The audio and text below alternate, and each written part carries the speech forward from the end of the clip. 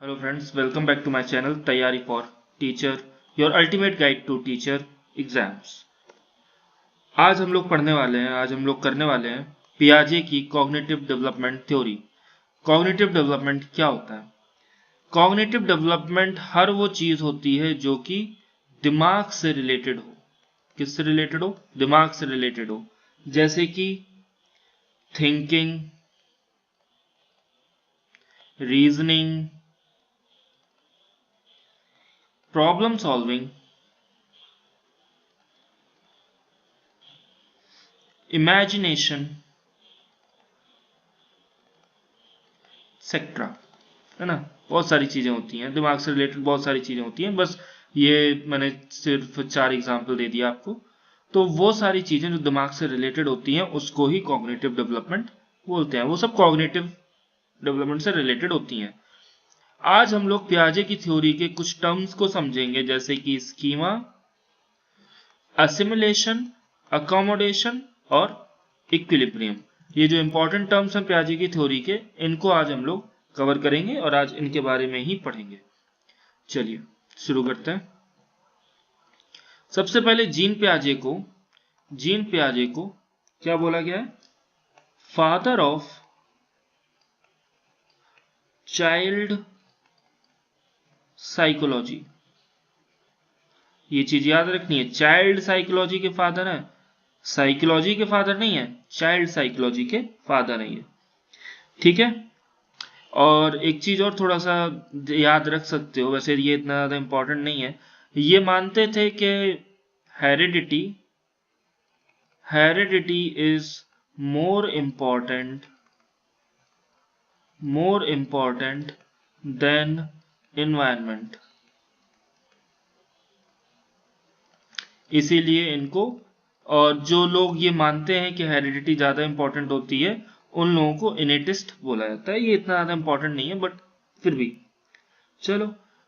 और cause of development जो उन्होंने दिया था, कॉज ऑफ कॉग्निटिव डेवलपमेंट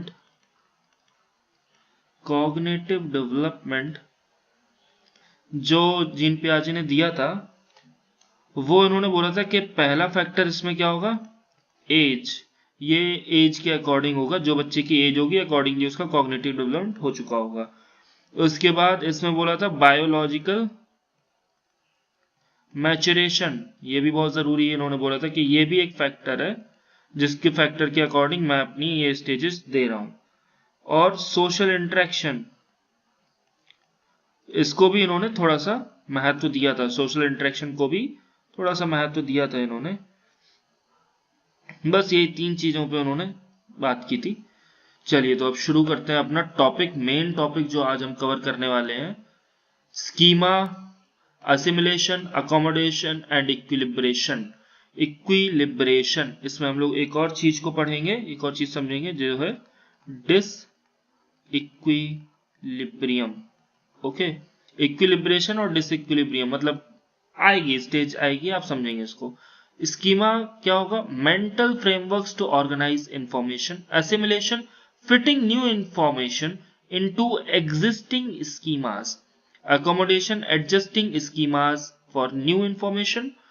और इक्विलिब्रेशन क्या होगा? Balance between assimilation and accommodation. तो balance between assimilation and accommodation is equilibration. बस ये तो इक्विलिब्रेशन ही आई थिंक आप सबको समझ में आया होगा अभी, है ना? अगर आपने कहीं और तैयारी नहीं की है अभी तक, कभी भी नहीं पढ़ा है इस थ्योरी को, तो आपको सिर्फ और सिर्फ इक्विलिब्रेशन समझ में आया होगा कि हाँ, ये कोई असिमिलेशन चीज होती है, कोई अकोमोडेशन चीज होती है, इसके बीच में जब बैलेंस बन जाता है तो इक्विलिब्रेशन आ जाता है। फिलहाल आप अभी इसको इतना ही समझिए, ठीक है? तो सबसे पहले हम बात करेंगे स्कीमा के बारे में। स्कीमा क्या होता है? स्कीमा आप ये समझ लीजिए कि जैसे आपके फोन में इतने सारे ऐप होते हैं, इतने सारे फोल्डर्स होते हैं, ये सब चीजें होती है ना, तो हर एक ऐप का एक अलग अलग काम होता है, उसके अंदर अलग अलग इंफॉर्मेशन होती है, राइट? तो वही एक इंफॉर्मेशन को, वन इंफॉर्मेशन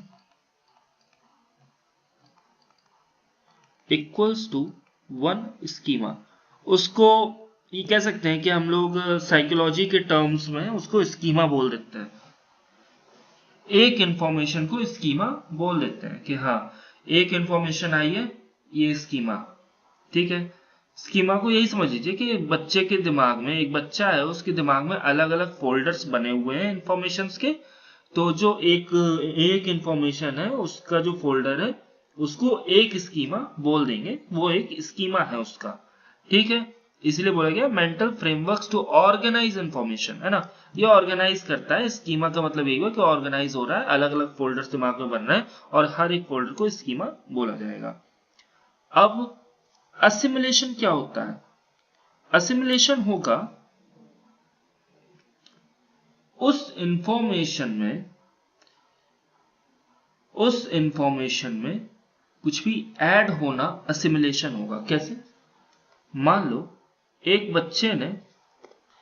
बच्चे के पास व्हाइट कुत्ता था, उसकी इंफॉर्मेशन थी कि 4 पैर वाला 4 लेग्स वाला जो जानवर होता है उसको डॉग बोलते हैं। क्या बोलते हैं? डॉग।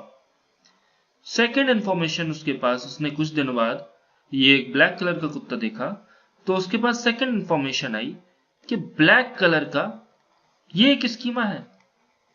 ये क्या है? स्कीमा हो गया। 4 लेग्स का जो जानवर है व्हाइट कलर का, व्हाइट कलर भी इंपॉर्टेंट है, व्हाइट कलर का ये डॉग है। अब ब्लैक कलर का जो जानवर होता है इसको क्या बोलते हैं? तो इस स्टेज के बीच में जो होगा वो डिसइक्विलिब्रियम होगा। इसका मतलब क्या हुआ कि अब वो कंफ्यूज्ड है, जहां पर भी कंफ्यूजन होगी वो डिसइक्विलिब्रियम है। ठीक है, तो बच्चा बोलेगा कि ये भी क्या है? ब्लैक कलर का। यहां कंफ्यूजन हुआ ना कि ये ब्लैक कलर का ये जानवर कौन सा है, तो बच्चा बोल सकता है कि ये कुछ भी हो सकता है ना, कुछ भी बोल सकता है। ठीक, तो उसको बताया जाएगा कि ये भी डॉग है। ठीक है, ये हो गया असिमिलेशन। मैं एक और एग्जांपल दूंगा आपको इसके लिए, कोई आप टेंशन मत लीजिए। अगर इससे आपको समझ में आया तो एक और एग्जांपल मैं दूंगा, 2 एग्जांपल्स के थ्रू मैं समझाऊंगा इस टॉपिक को। ये असिमिलेशन हो गया। ठीक है, अब उसको पता चला कि 4 पैरों का जानवर एक और है, ये है। अब फिर से यहां से क्या हुआ? डिसइक्विलिब्रियम। फिर उसके एक जो स्कीमा है ना, ये स्कीमा है, इस स्कीमा में एक और इंफॉर्मेशन आएगी कि हाँ ये 4 पैर वाला जानवर है, इसको भी वो बोल देगा कि ये भी डॉग है, this is also a dog. क्यों? उसके दिमाग में तो ये है ना, 4 पैर वाला जो जानवर होता है वो कुत्ता होता है, वो डॉग होता है। तो अब ये इंफॉर्मेशन उसकी दूर करनी पड़ेगी। कैसे दूर होगी? ये दूर होगी कैसे? उसको बताया जाएगा कि ये डॉग थोड़ी ना है, ये है कैट। अब ये कैट का एक नया स्कीमा बनेगा और इन दोनों स्कीमास के बीच में क्या बनेगा? एक बैलेंस बनेगा। तो balance between old schema and the new schema is called equilibrium. या हम लोग कह सकते हैं ओल्ड स्कीमा क्या है? असिमिलेशन ही तो है। वो डिसइक्विलिब्रियम हुआ तो वो असिमिलेशन ही हुआ। Balance between assimilation and accommodation is equilibration. ठीक है, चलो अब इसको मैं एक और एग्जांपल से बताऊंगा।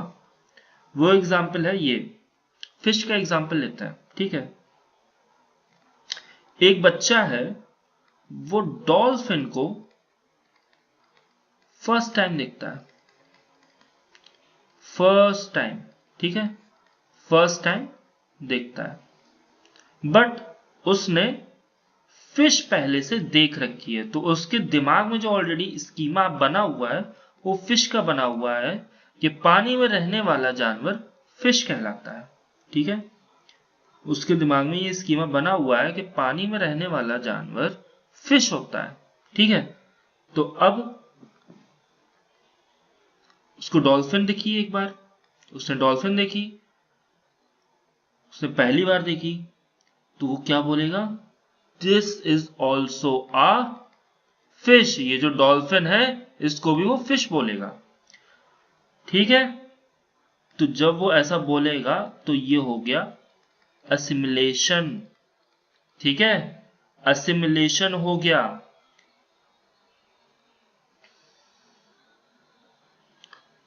फिर उनको बताया जाएगा कि ये फिश नहीं है, फिश नहीं है, ये एक डॉल्फिन है। और ये क्या करती है, ये अंडे नहीं देती है। फिश क्या देती है, फिश देती है एग्स, ओके, ठीक है।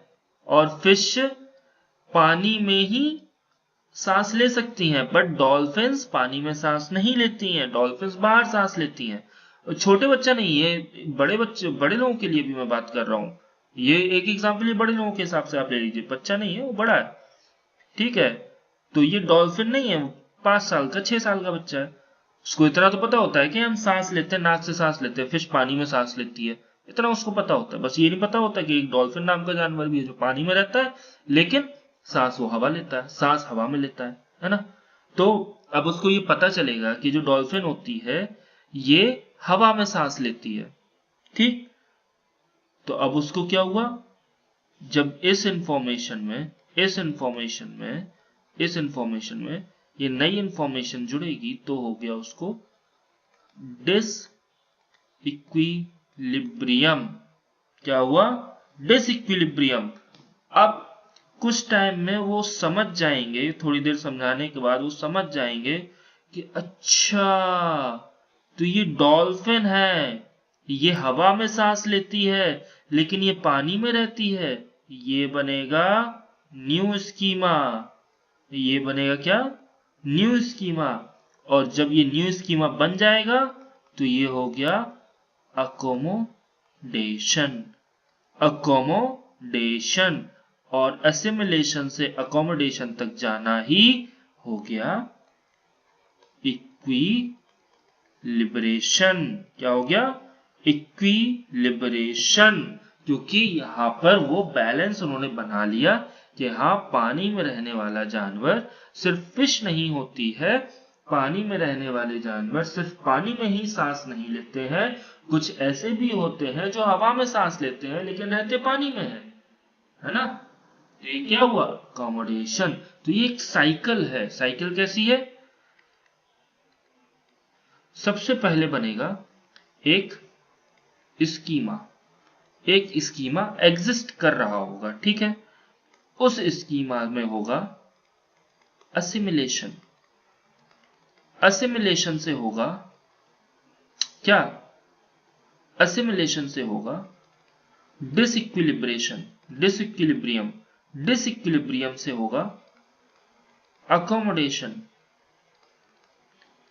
अकोमोडेशन और असिमिलेशन के बीच का जब बैलेंस बनेगा तो वो बनेगा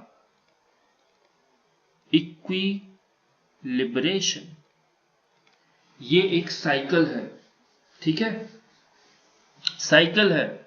और इक्विलिब्रेशन जब बन जाएगा, जब इक्विलिब्रेशन बन जाएगा तो फिर से कोई नई इंफॉर्मेशन आएगी और फिर असिमिलेशन होगा, फिर डिसइक्विलिब्रियम होगा, फिर अकोमोडेशन होगा, फिर असिमिलेशन और अकोमोडेशन के बीच की इंफॉर्मेशन में वो बैलेंस बनाएगा, नया स्कीमा बनाएगा और फिर इक्विलिब्रेशन हो जाएगा। फिर उस नए स्कीमा में कोई ना कोई इंफॉर्मेशन नई ऐड होगी, फिर असिमिलेशन होगा, फिर कंफ्यूजन होगा तो डिसइक्विलिब्रेशन होगा, फिर उस कंफ्यूजन को दूर किया जाएगा, फिर अकोमोडेशन और न्यू इंफॉर्मेशन और ओल्ड इंफॉर्मेशन और न्यू इंफॉर्मेशन में बैलेंस बनेगा, फिर इक्विलिब्रेशन आ जाएगा, मतलब न्यू स्कीमा बन जाएगा, ठीक है।